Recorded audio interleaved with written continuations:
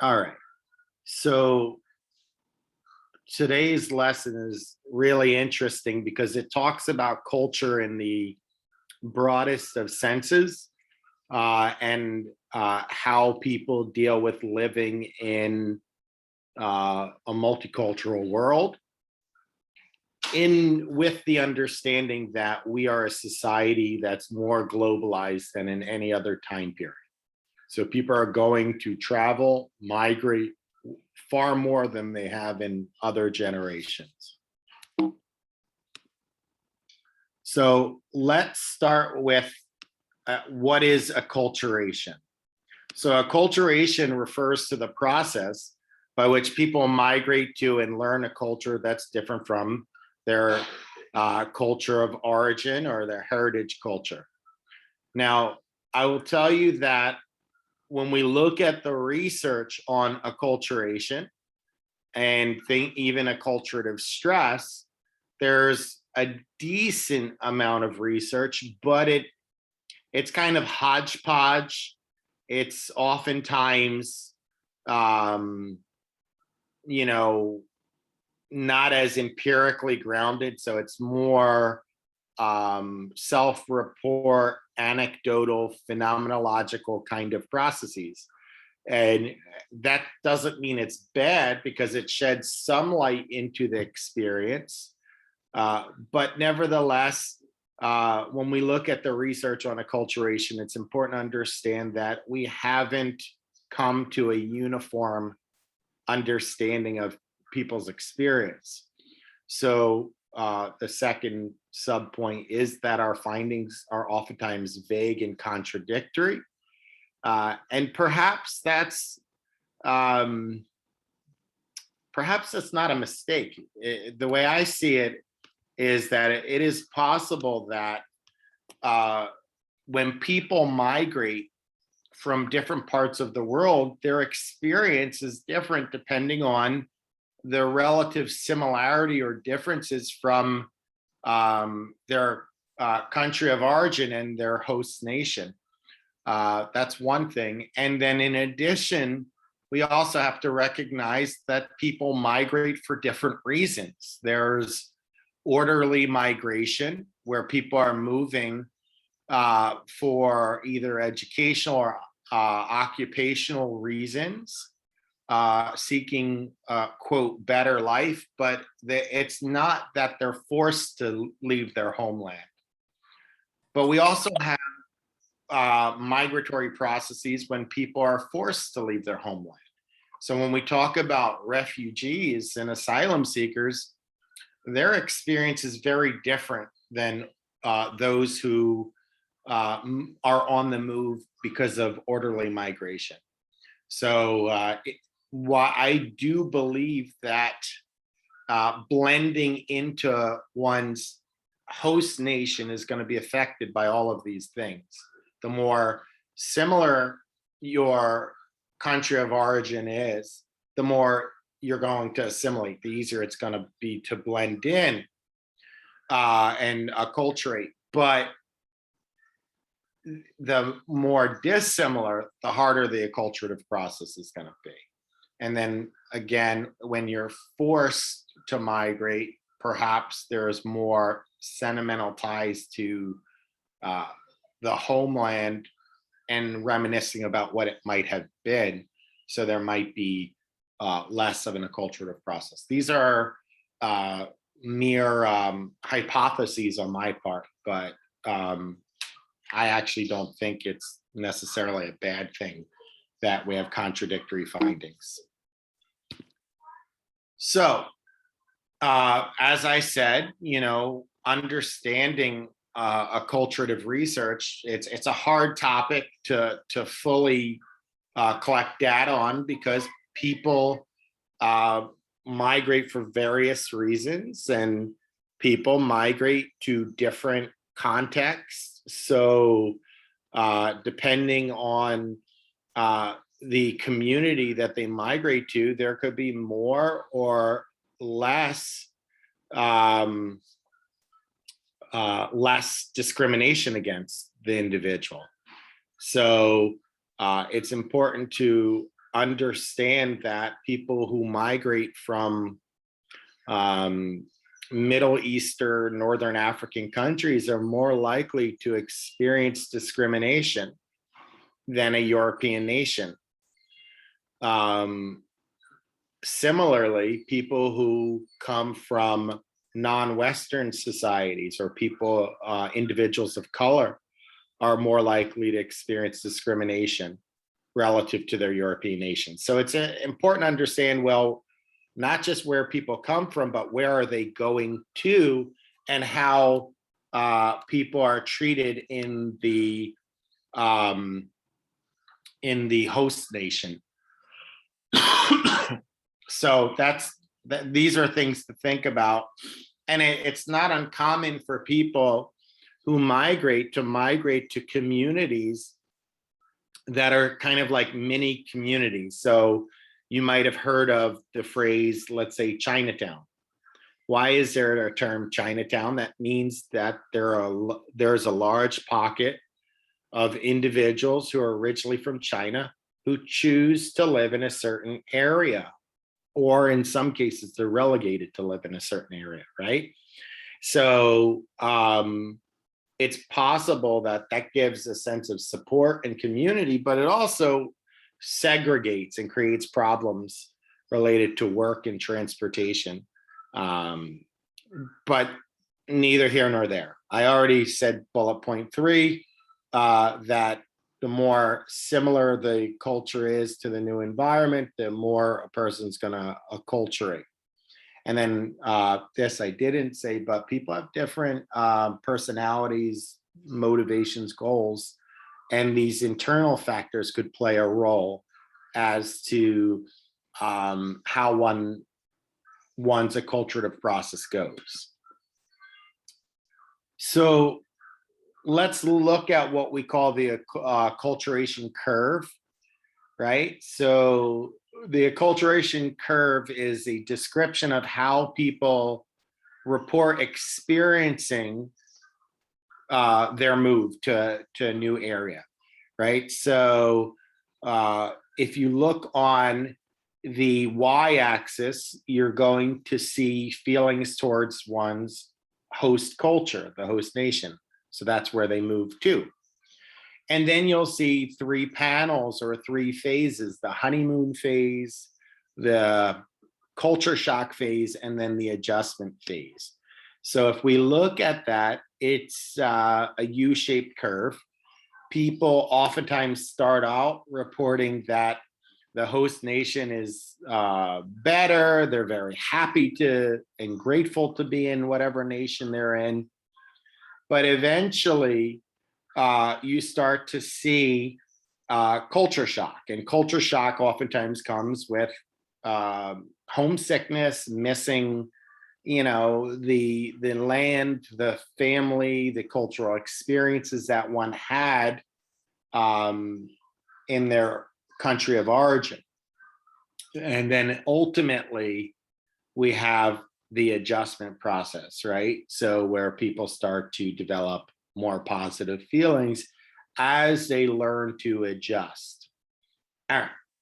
Now we have what happens when a person migrated to a host nation for a long period of time, and then they decide to go to their home nation or their country of origin. We tend to see reverse culture shock. So if a person has adjusted to the new culture, it's possible that they might experience culture shock when they get back into the culture of origin. Now,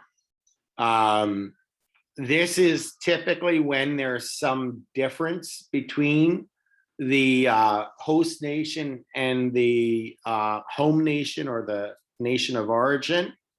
But the more homogeneous the cultures are, the adjustment phase is oftentimes not experienced. So you can have an L-shaped curve where it goes down and flat lines. All right, so who adjusts better? Well, that depends on one's cultural distance. What does that mean? How much the two cultures differ in their ways of life, right? So if we were to look at cultural distance through the lens of language, those individuals who migrate from another country that uses English as their native language or their mother tongue, it's easier to acculturate or adjust than those who have to learn English, right? And that's one of the reasons why many of the European nations fare better in terms of language. So learning the language is tough. English happens to be a language that has a lot of inconsistencies and exceptions to the rules. So trying to learn a new language can be difficult. We also see that the more similar the two cultures are, the culture of origin and then the host culture, the less acculturative stress one's going to experience. Now, I didn't define acculturative stress, I referenced it. But when I say acculturative stress is the anxieties, fears, discomforts one experience in adjusting to a new culture. That's what we talk about acculturative stress. So we tend to see, for example, if one's culture is more similar to another, they do better, right? So if people who are from Malaysia study in Singapore, which is more similar to their country of origin, they tend to adjust better than Malaysians who studied in New Zealand because there's more dissimilarities. So it's being mindful that the more similar the heritage culture or the culture of origin is to the host culture, the easier it is to adjust. So another factor is to think about cultural fit, right? What is cultural fit? Cultural fit refers to the degree to which one's personality is similar to the dominant culture or the values in the host nation.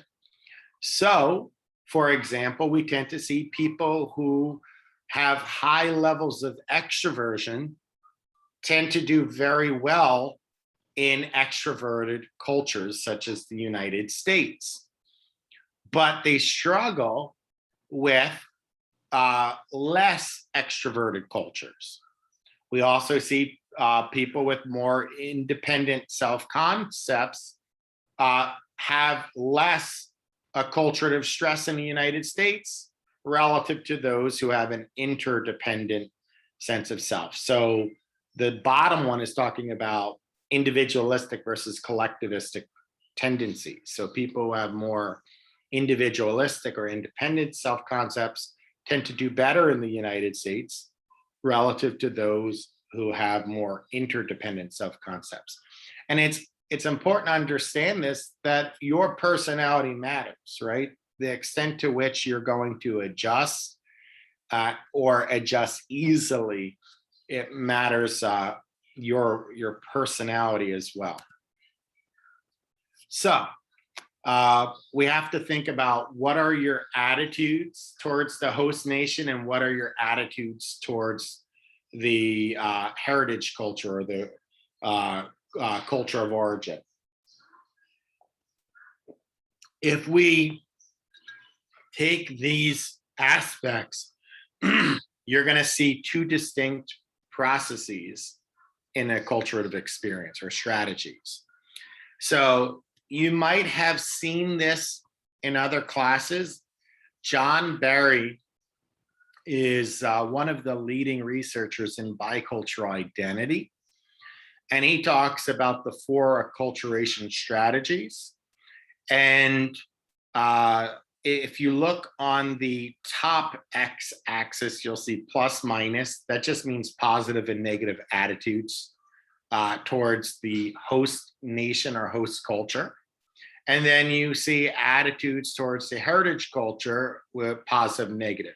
So in the case where you have both positive attitudes towards your country of origin or culture of origin, and positive attitudes towards the culture of the host nation, you're going to develop an integrated identity, bicultural identity. If you were to have positive attitudes towards your heritage culture and negative attitudes towards your host culture, you're going to have separation.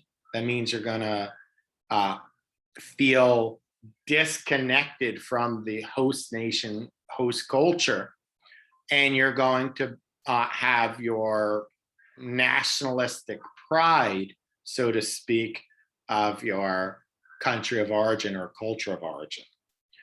If a person had positive attitudes towards the new culture or the host culture and negative attitudes towards their culture of origin, they're going to have assimilation.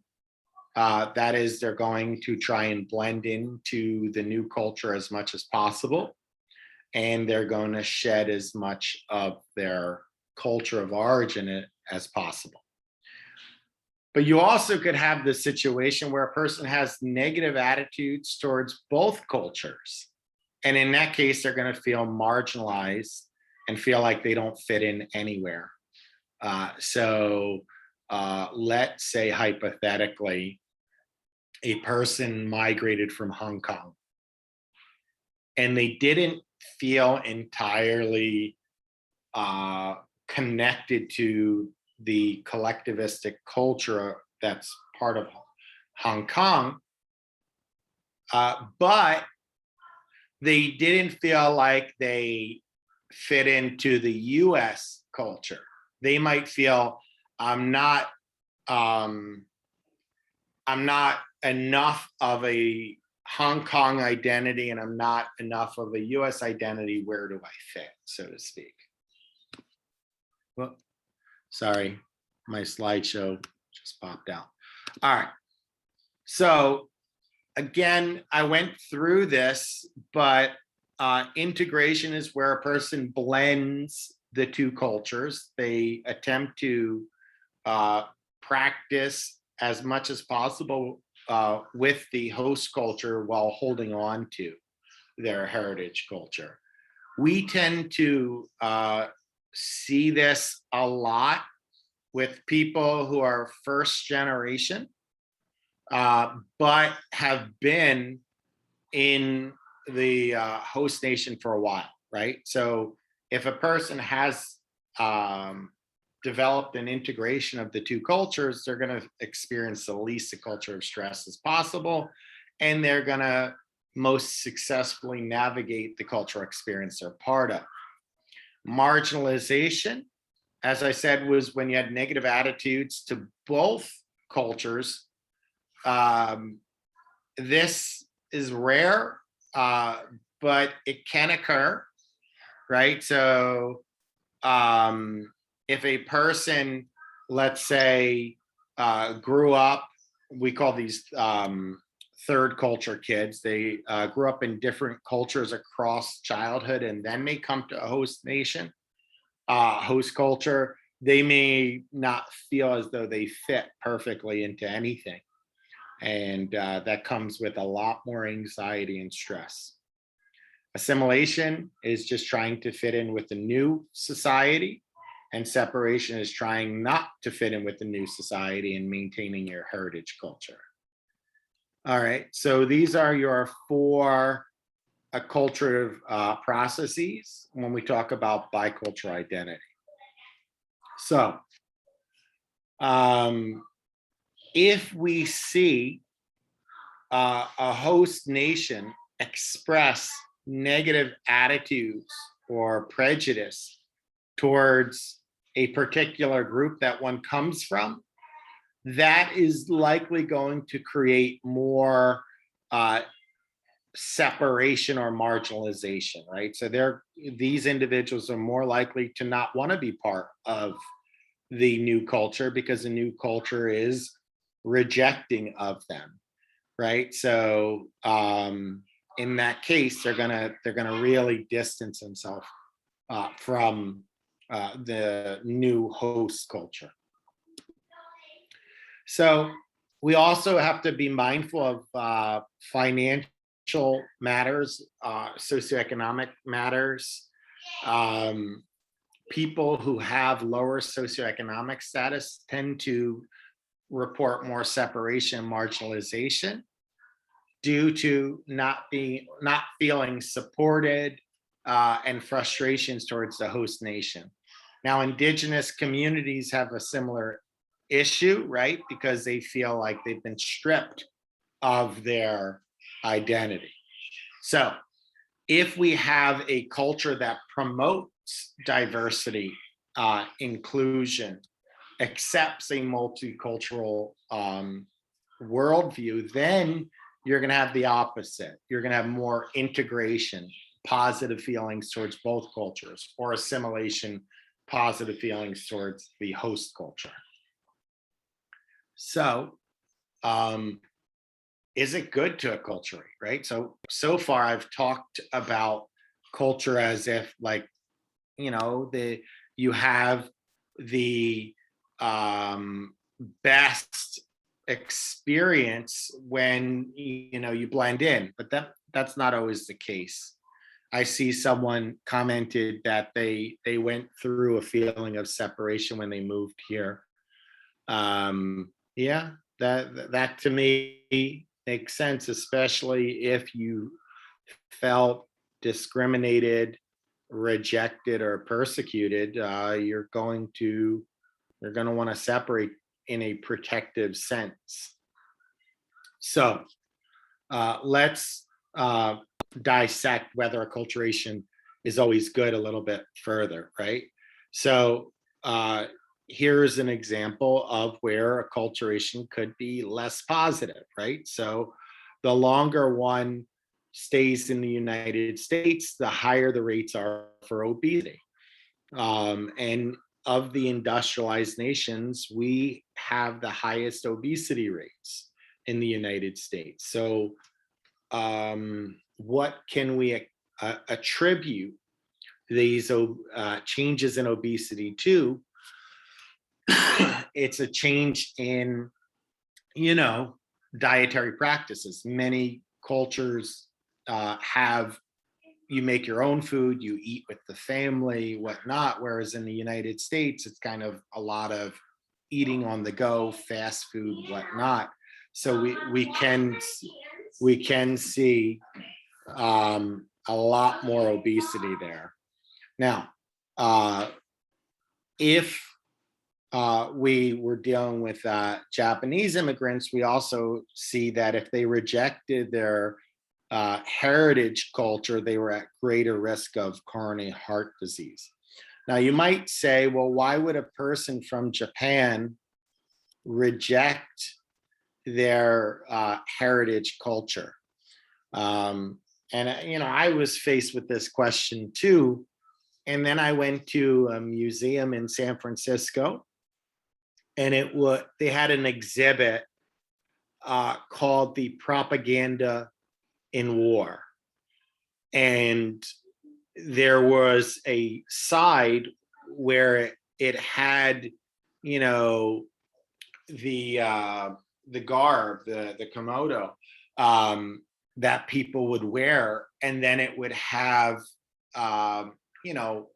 planes bombing the US.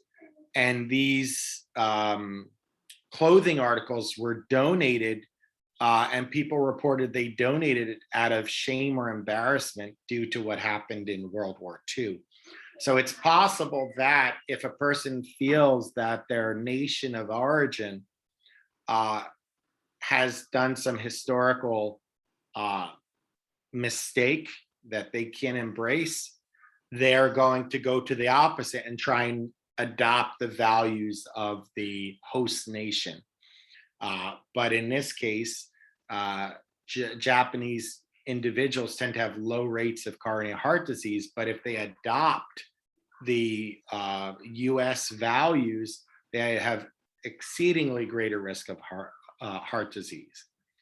We also see with Vietnamese immigrants, the less they assimilated, the greater they were able to navigate the school system and develop upward mobility and financial success and growth for their personal families. So what's the point? Acculturation can be good, it can be helpful, but in some ways, if you adopt all the values of the host nation, you might be adopting some negative habits from that culture, such as poor eating practices, reduced exercise practices, less drive for academic success. You tend to see this. And it's interesting, if we were to look at the last bullet point, the United States used to be in the top 10 in reading and mathematical abilities, but now we're 20th, 30th across the world. So we're dropping in our performance academically. So we're becoming more of a academically mediocre society, so to speak, as a whole. All right, now, we also have to recognize that discrimination is a big problem. It's a big problem when societies collide, and it could affect your acculturative process in two ways. So the first way is identity denial. So a person questions their cultural identity because they don't match the prototype of the culture. So you might hear someone say, "No, seriously, where are you from?" And this is a form of a microaggression, if you ask me. But if they said, "No, seriously, where are you from?" assuming that your first answer is not right, it seems to imply that, somehow you don't match either your home culture or the host culture. So that "no, seriously, where are you from?" might imply that you don't fit. And I'll give you an example. My buddy, my best friend, is from Haiti, and I think I've talked to you about him in previous lectures. But he migrated to the United States very young, and for all intents and purposes, he identifies as American. And he still has an accent. And I remember we were at a conference in Chicago, and we were in an Uber, and we were talking, and Uber drivers are friendly most of the time, and they were talking to him, and the Uber driver, anchoring in on the accent, said, "Where are you from?" He said, "I'm from New York." And the person said, "No, really, where are you from?" To which my buddy, tired of getting that kind of question, said, "All right, I'm from the moon," rather than answering that his family originally migrated from Haiti. So it can make you can get tired of hearing the question, "Where are you from?" People can eventually reject their identity, their culture of origin, just to stop having to deal with questions like this. So, all right. We also tend to see Asian Americans, American identity can be threatened or questioned, such as when they don't, whether they spoke English or not, or how assertive they are, or how likely they are to order typically American food. So you can have issues around here where a person feels that they don't match the prototype of the culture. So another sort of, I want to call this a subliminal reaction to prejudice, is something called stereotype threat. And Claude Steele talks about this, and I may have talked about this in this class as well, that if a person is primed to the negative stereotypes about their culture or their group, even if they don't believe that stereotype, they can be influenced by the stereotype. So, for example, you would see that African Americans tend to perform or underperform, relatively speaking, relative to European Americans in college, even after controlling for their level of preparation. So how do we explain how there's this underperformance? Even acknowledging that the competencies are there, the preparation is there. The answer is that there are a lot of stereotypes about African Americans and academic performance. So the academic setting in of itself is going to prime these stereotypes, and a person might develop anxiety or stress related to these stereotypes, even though they don't believe it, even though they may not fit it. So here's an example. If you had African American and European Americans taking the GRE, in one case, there was no threat, right? What do you mean no threat? This is where they were told that this was some fun activity, not a measure of academic proficiency, this, that, or another.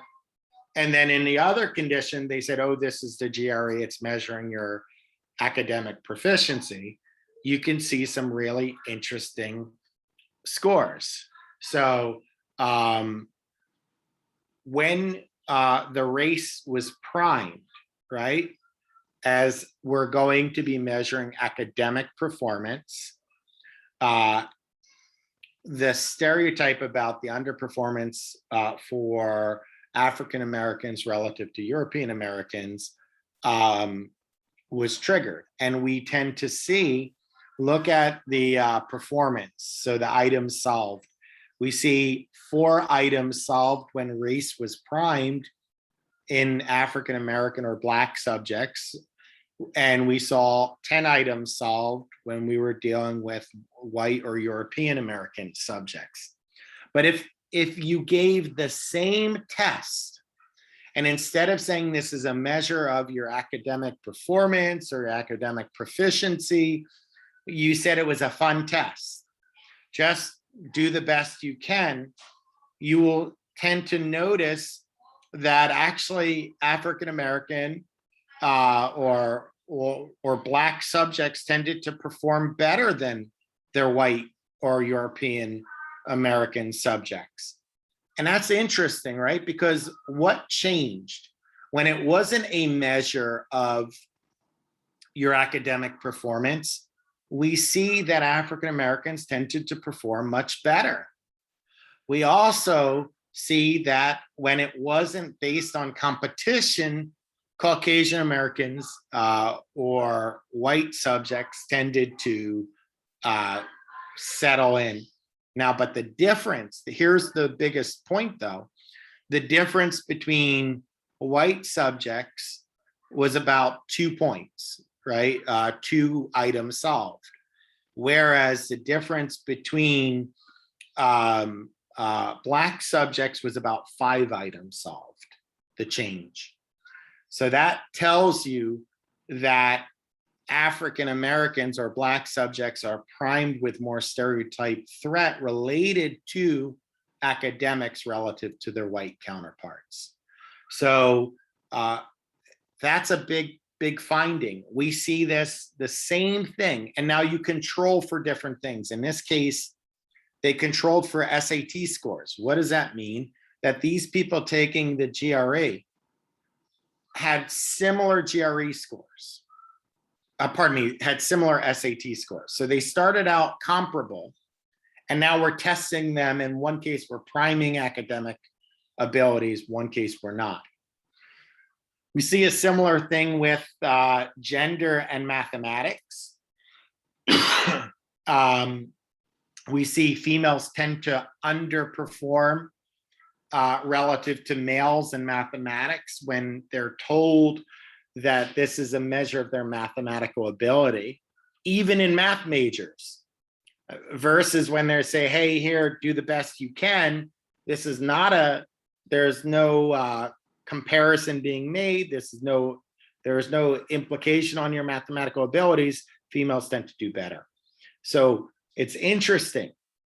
Even when you don't believe this stereotype, even when you start out similar in terms of your scores, when you prime a stereotype, you're influenced by that stereotype. You do not have to believe it, right? So these primes can elicit, significant stereotype threat, but it could result in some sad realities, right? So these negative stereotypes could consequentially result in people saying, I don't care about school. And as soon as a person develops the attitude or they reject that domain, that's not a measure of me, I don't care about school, then a person is going to underperform in school. Because if I don't care about school, I'm not going to put as much effort in school. So sure, it addressed the stereotype threat. You don't have to deal with the threat by just saying, I don't care about that factor, but it also can affect you long term. So not only would that result in the possibility of less effort in school to disidentify with the stereotype, but another factor might be, well, I don't want to experience this stereotype threat at all, and a person might choose to drop out of school. And we do see both of these phenomena in ethnic minorities relative to the European American counterparts. So we have to do something drastic to kind of shake this up a little bit. We haven't, as a society, as of yet. We haven't figured out how to create that even playing field, eliminate that stereotype threat, because it's so entrenched. It's so entrenched. There's a generational narrative, right? So you can't get rid of what parents and grandparents have said. You can't entirely get rid of the macro culture. So we're struggling, and trying to make a more equitable society, but I don't think we're there yet. All right. So for people who adopted or who are bicultural identity, their multicultural experiences impact how they see themselves, right? So there are two things that oftentimes occur. One is what we call blending. So in a blending scenario, this is where a person creates a hybrid or a fusion between the two cultural worlds, right? So when we do that, we tend to see, for the most part, multicultural people appear in the middle, intermediate in many assessments relative to monocultural people, right? We see this oftentimes with Asian Americans tending to be sandwiched between American and Asian points of view or perspectives. But well, let's go through this first. So if we were to look at blending of these cultures, Japanese that move to Canada tend to have an increase in self-esteem. right? Their self-concept is positively affected after 7 months. Well, while Canada is not at the same level of individualistic or individual self-concept, it still is more than Japanese culture. So if a person from Japan moves to Canada, they're going to feel more positive affirmations. And as a result, they're going to experience an increase in self-esteem. Whereas Canadians who move to a society that pushes humility and self-deprecation, you tend to see Canadians moving to Japan have a decrease in self-esteem based on the prevailing attitudes of the society. All right. So if we were to take a look at this in terms of self-esteem and, let's say, exposure to North American culture, right? So we tend to see that if we were to look at the number of years in general, people tend to do better, right? The longer they're in a North American culture, right? So, but we also, and that's what the scatter plot is showing, right? So the increased years exposure to North American culture results in increase in self-esteem. However, if we were to look at the various subgroups, we tend to see that those people are European Canadians tend to score highest in terms of their performance of self-esteem. Those people who have never been abroad, Japanese, tend to perform the lowest, right? And then in the middle is long-term Asian immigrants. So there's kind of this intermediate. So 1 through 7 shows you the relative self-esteem, 1 being the lowest self-esteem, 7 being the highest self-esteem. So we had the idea of blending, right? So you could also do what's called frame switching, where a person maintains multiple self-concepts and switches between them depending on the context. So in this case, the person operates similar to a chameleon, right? They blend into the environment that they're in.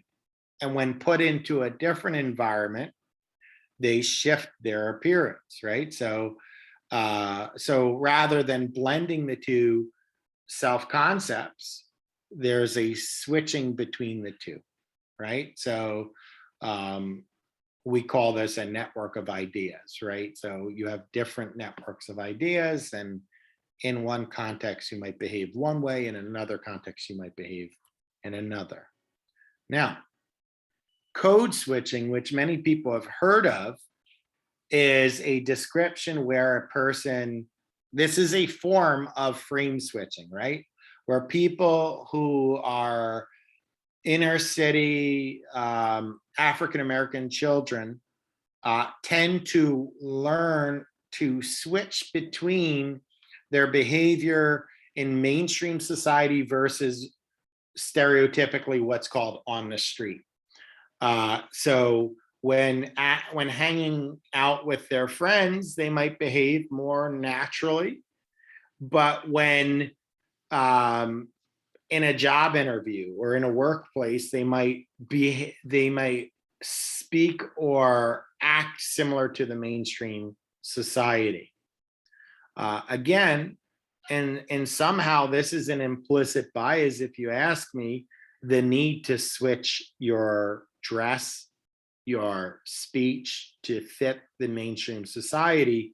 It's an implicit bias because it suggests that your general mode of speech or address is somehow incorrect.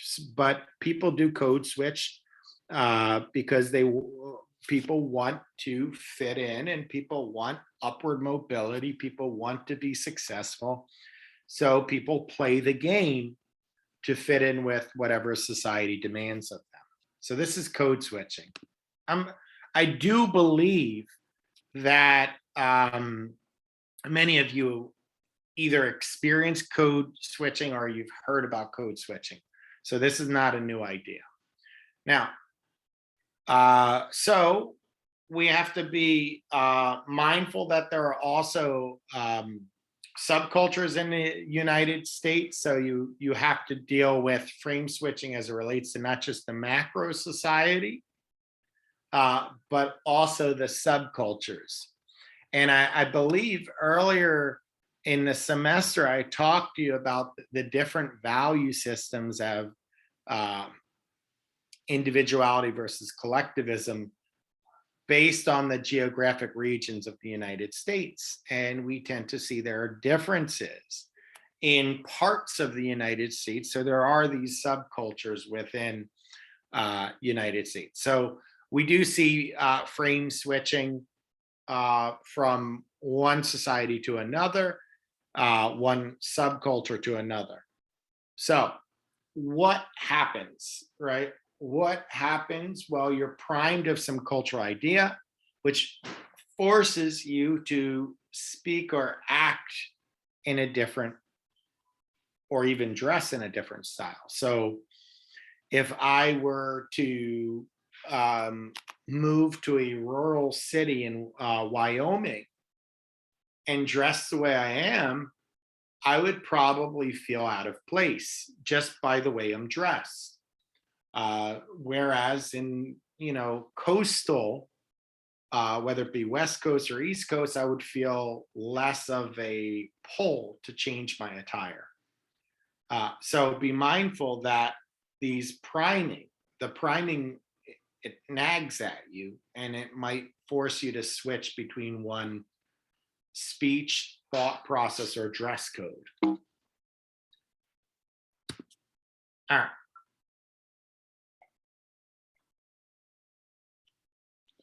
So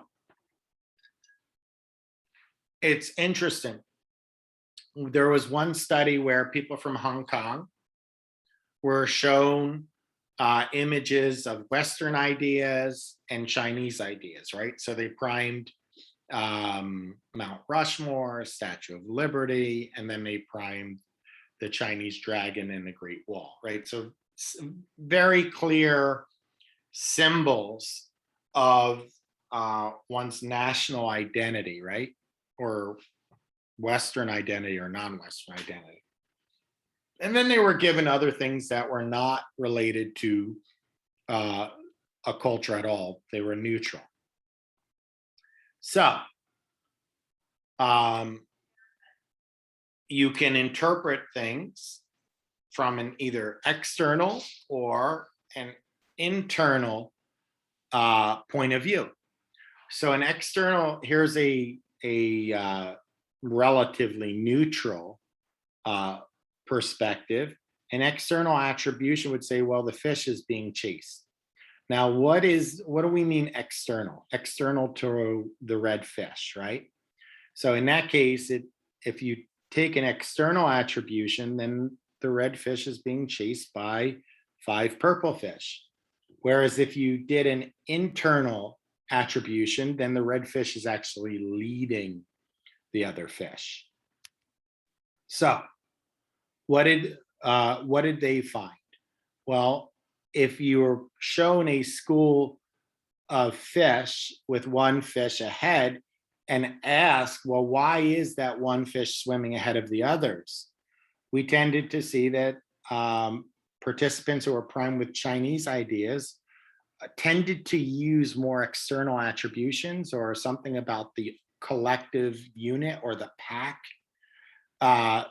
due to less of a perception that people are bound, have a bounded identity, right?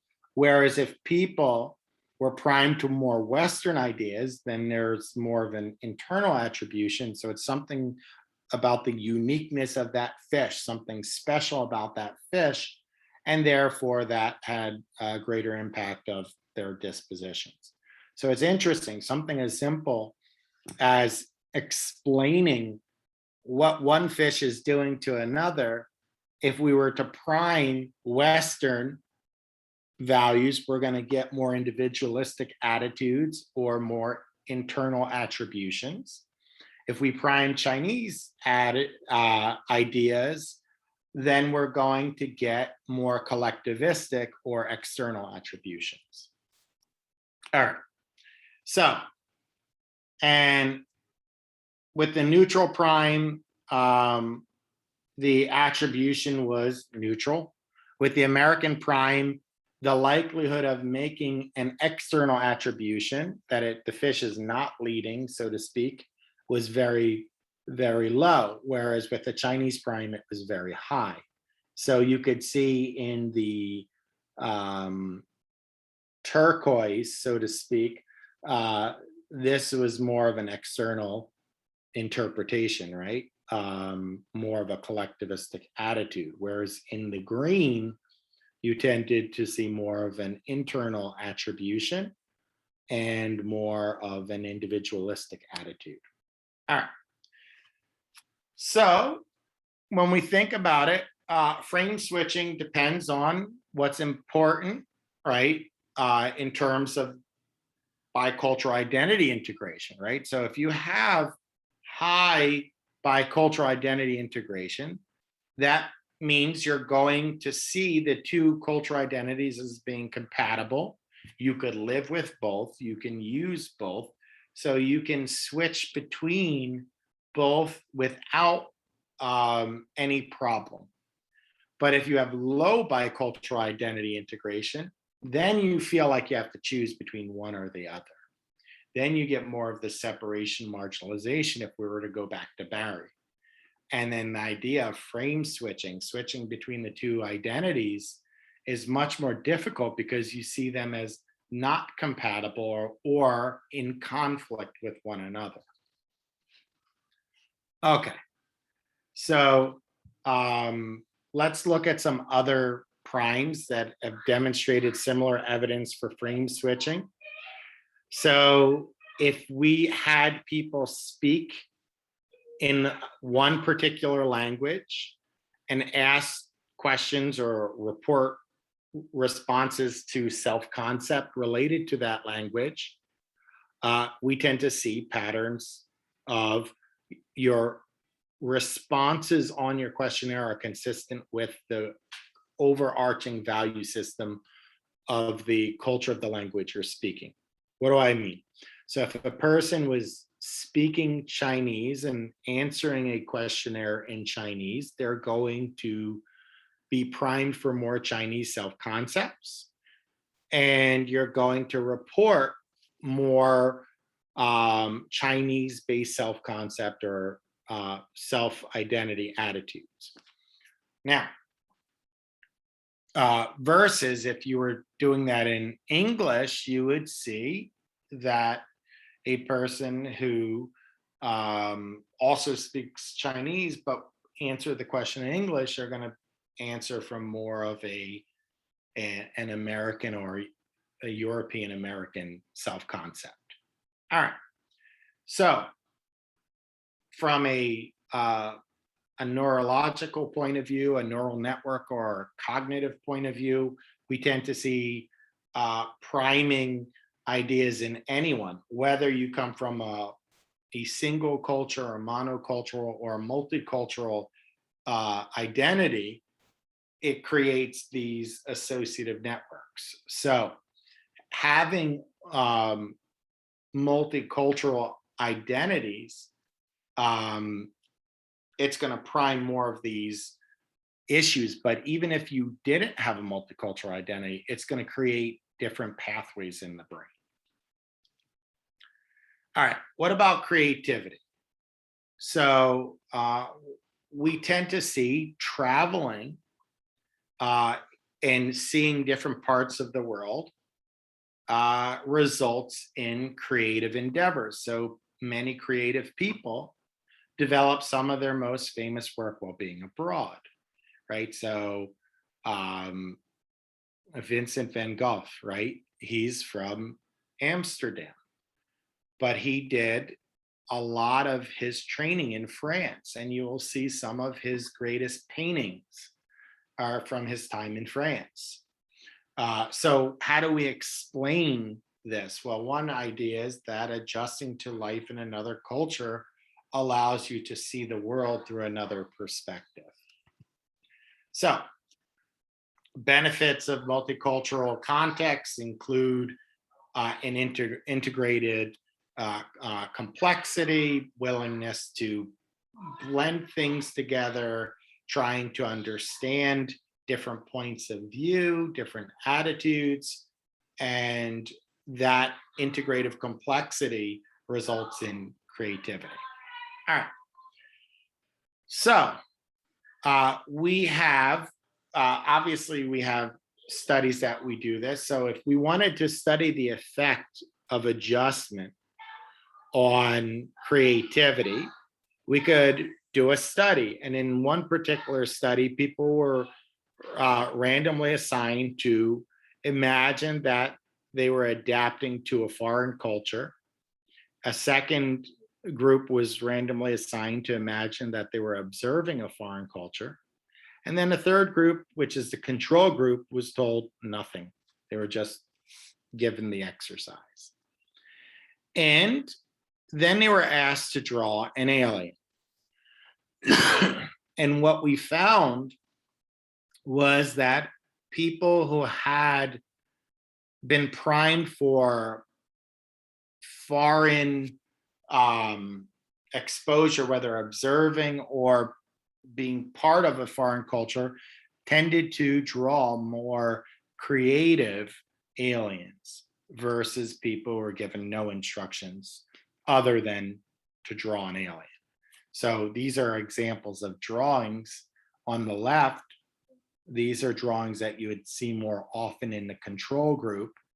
And on the right, these are the examples of priming another culture.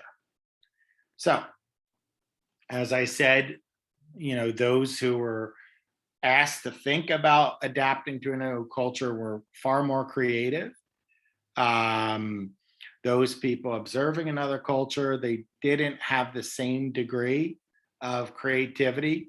And then those people who were in the control group drew the least creative of the bunch. So, all right. So, and here's some, pardon me, I misspoke. I switched the two. All right. So the adapting to a new culture was the most creative, and then no prime, they were somewhere in the middle. And then observe prime is kind of separation. So they had the least creative. All right.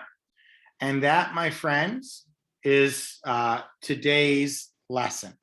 So I'm going to stop there. And our final lecture will be on mental health across culture, right? So I'm going to stop the recording. And if there's any questions a person has, I'm going to stick around. So let's stop.